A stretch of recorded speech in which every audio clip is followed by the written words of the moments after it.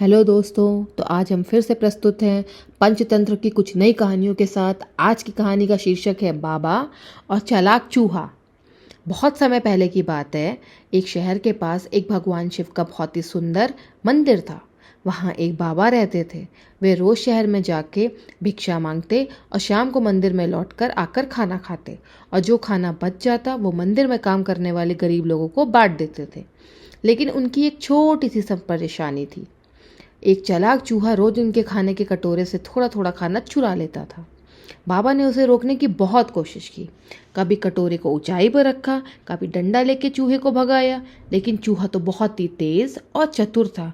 वो हर बार किसी न किसी तरह से खाना चुरा ही लेता था। एक दिन एक भिक्षुक बाबा से मिलने मंदिर आए, लेकिन बाबा को तो चूहे के पीछे डंडा लेके भाग रहे थे।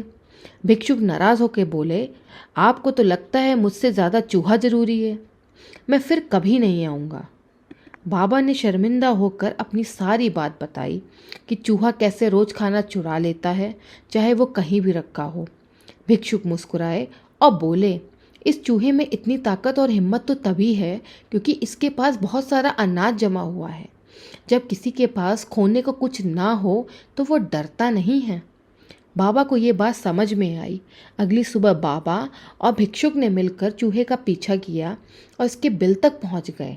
वहां उन्होंने खुदाई की और देखा कि चूहे के पास तो एक अनाज का पहाड़ रखा है।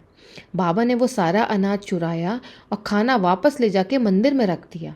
जब चूहा वापस आया और देखा कि उसका सारा अनाज गायब है, तो वो बहुत ही उदास हो गया।